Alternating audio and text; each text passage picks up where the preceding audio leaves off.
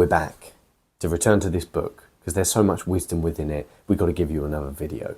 Here's 5 more vital lessons I've learned from The Way of the Superior Man.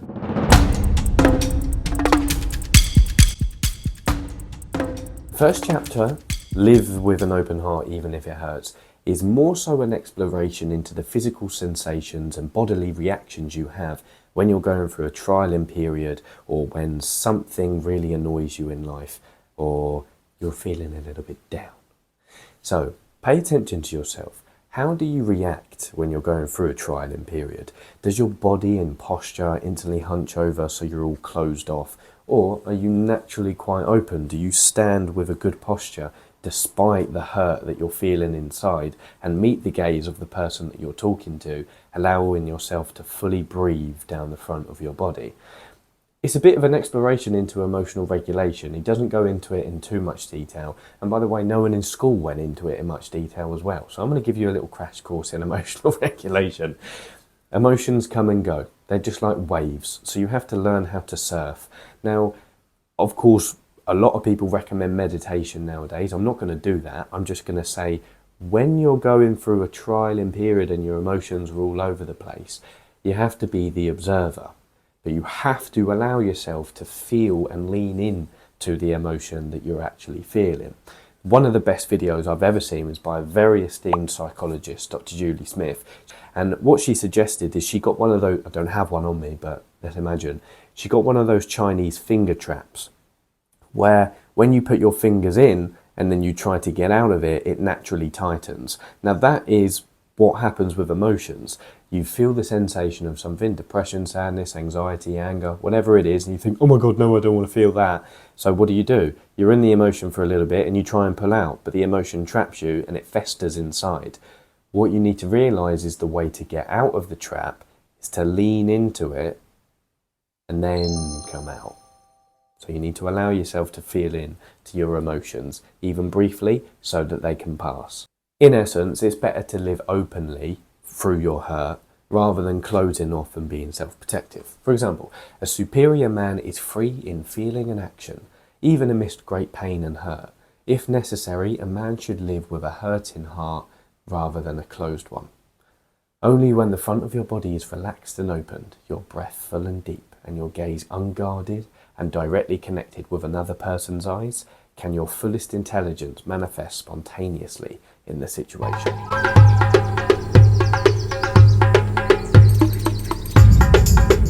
Chapter number 2 we're going to cover. Know your real edge and don't fake it. Your edge, in essence, is where you fall short in any domain you're currently focusing on in life. Take one for example, your career, your relationship, one of your hobbies you're focusing on, a skill you're developing, or even your spiritual practice. It's where your progression meets the next task that you need to do. So for example, you might be in the comfort zone with your career, plugging away quite hard, but it's a job not actually fully aligned with your deepest purpose and why you think you're here on the earth. So your edge is you being afraid to quit your job and endeavour into something else. Now, this is said in many different ways in many different books and videos across the internet.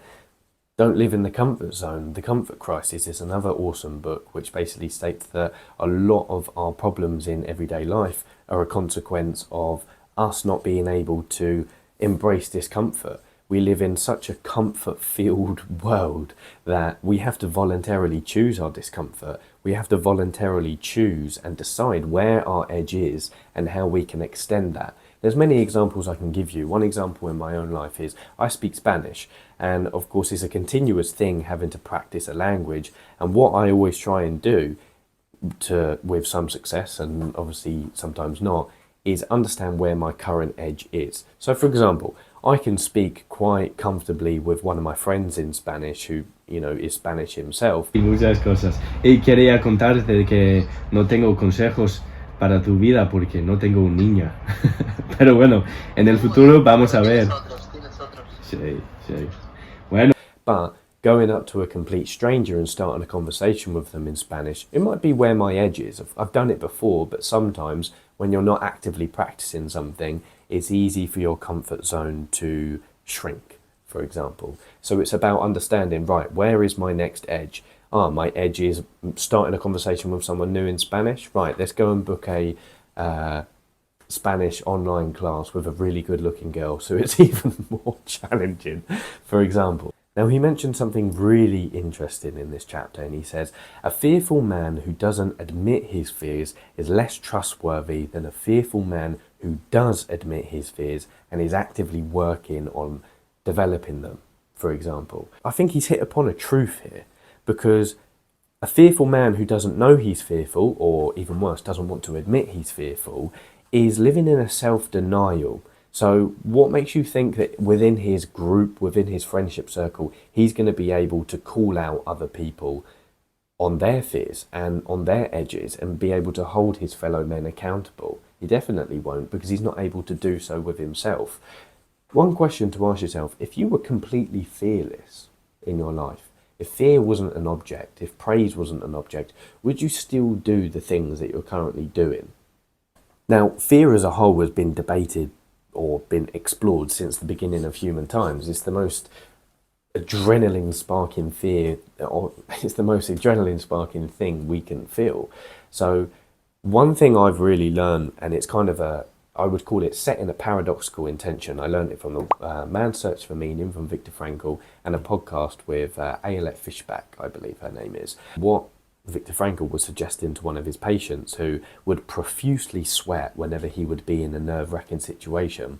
Before he ever entered a social interaction, Viktor Frankl suggested that he set the mental intention to sweat as much as he possibly could, to feel as nervous as he possibly could. Now, telling that to someone who is about to meet their edge and is feeling the nerves anyway, I don't know, whether it's public speaking, wherever your edge is, that might sound like insanity. But what it does is it relieves the tension of the situation. Let's say you get a bit nervous when you're socializing. Next time you go out and you approach a group, or you're approaching someone, or you're just in a social event, set the intention of, I want to feel as uncomfortable as I possibly can. I want to feel as nervous as I possibly can. So when the nerves inevitably do come up, you're like, oh, good feedback. I'm feeling good. I can stay within the intensity of this moment. This is also based on something I learned from Alan Watts, which is in his book, The Wisdom of Insecurity. It's the backwards law. The more you don't want to feel nervous, the more nervous you're going to feel, but the more you actually are okay with feeling nervous or fearful, the more the tension is relieved. So lean into it. All men are afraid unless they are perfectly free. If you cannot admit this, you are pretending to yourself and to others. Your friends will feel your fear, even if you do not.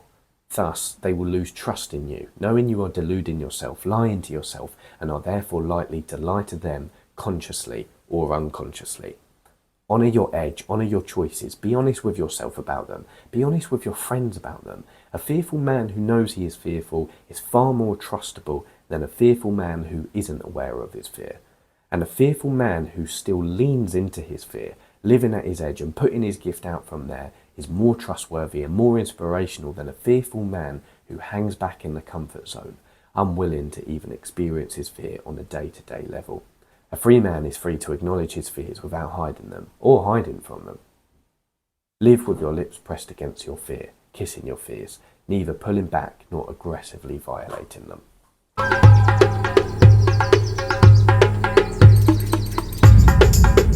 Point number 3, and this is very much linked to point number 2, lean just beyond your edge. As I mentioned in the last quote from the book, you don't want to aggressively violate your fears, nor do you want to cowardly stay away from them.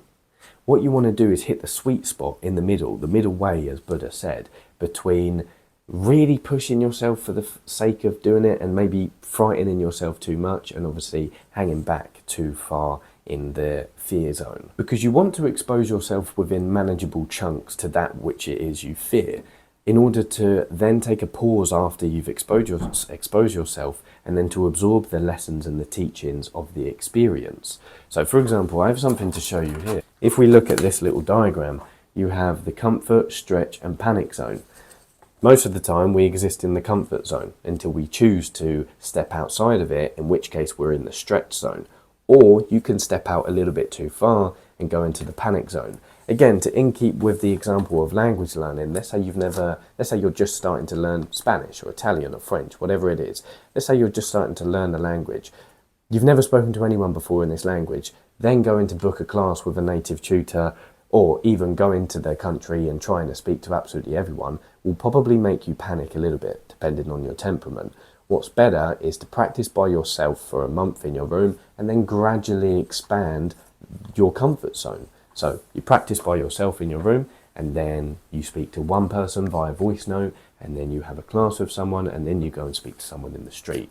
I'll give you a little example from my life, right? Me and my friends, we have a little play on the word challenge. We try and set ourselves a challenge every day. We're not always as consistent with it as we want to be, but we call them malenges, so like a man challenge. There's some simple rules. Another member of the group will ascribe a malinge to another member. For example, I might say to my friend Joe, right, Joe, tomorrow your malinge is to compliment one girl on her personality. And the key with a malinge is it has to give you that feeling of, oof, okay, I'm going to do that, but shit, I don't know if I can do that. It's going to be a bit of a challenge. I'm currently a salesman within a leisure centre. I'm a membership consultant. On my daily review, which we would complete after a shift in order to reflect on what processes and techniques sales-wise were working well, I wrote the question of, what did I fail at today? Now, each day I found myself struggling to actually answer that question because it was a little bit too much. Most days there wasn't necessarily something I failed at. So what I changed it to is, what is one thing I did today that made me hesitate? Because it's the feeling of hesitation that allows us to live to our edge. It's the feeling of you're about to do something and you're like, oh, I don't know if I can do this, let's see. And it's that feeling, it's that buzzy feeling that we need to live close to, essentially. So what is one thing you can do today that will make you hesitate? In any given moment, a man's growth is optimized if he leans just beyond his edge, his capacity, his fear. He should not be too lazy, happily stagnating in the zone of security and comfort, nor should he push far beyond his edge, stressing himself unnecessarily, unable to metabolize his experience. He should lean just slightly beyond the edge of fear and discomfort, constantly, in everything he does. Figure out where your edge is and lean just beyond that. As the Spartans would say, it is not fear that grips him, but a heightened sense of things. Part 4, and on to dealing with the feminine, we have praise her. Men grow through challenge. Women grow through praise. As men, what we want to do is challenge each other. You remember on the playground, we call each other pussies and twats and, oh, bet you can't do this, bet you can't do a backflip, oh, bet you can't score another goal. However, women work in a completely different way. We have to praise the qualities we want to see grow in our women. Now, some might say this is simple psychology. You see something that you want to be continued, so you reinforce it positively, and then it is continued.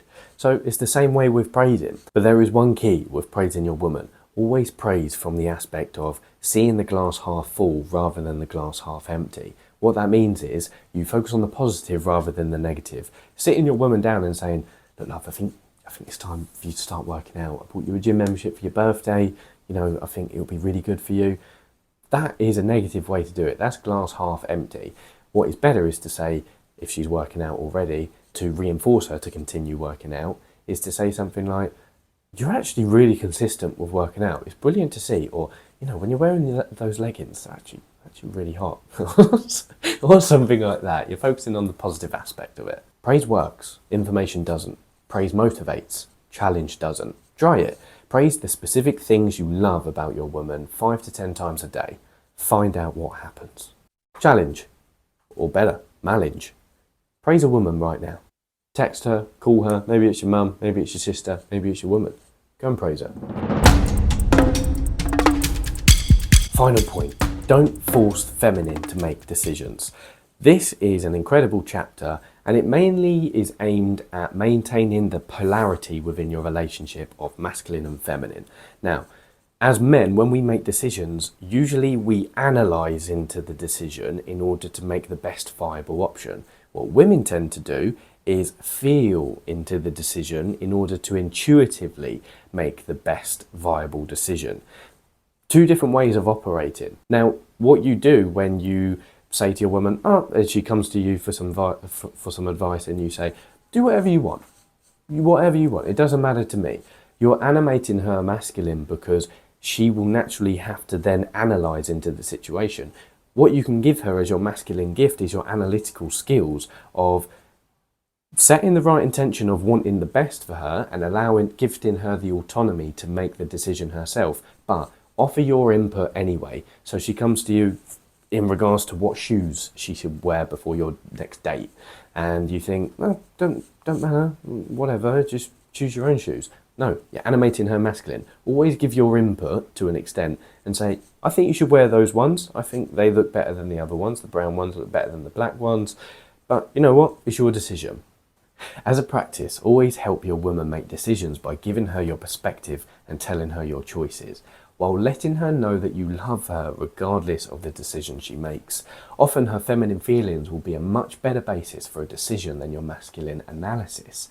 So, encourage her to feel into the situation and trust her feelings, but for the sake of polarity and happiness in intimacy, always tell her what you would do and why, even if you think she should make her own decision. One last vital point on this, you're not suggesting that you know absolutely the best on every situation. You're maintaining your woman's autonomy to choose of her own regard. All you're doing is giving your suggestion in order to maintain the polarity within the relationship. If you've made it this far, I appreciate it, and welcome to the channel if you're new. My name's Lewis. I created this channel and it's based on one supposition. We provide the interchange of ideas and knowledge so that the listener can then turn it into wisdom, because my belief is that wisdom is knowledge actioned, and knowledge without any practicality is just pointless. So it's up to you to internalize this knowledge and then go out into the world and actually use it and turn it into wisdom. Now, the way I get feedback from making more of content like this is if you subscribe or if you like. I'm not going to sit here and say, oh yeah, subscribe and like for no reason. What it actually does for the channel is it boosts my ability to make better content, because each video I hope is going to be better than the next. The feedback would be appreciated, but no worries at all. And I'll see you in the next one.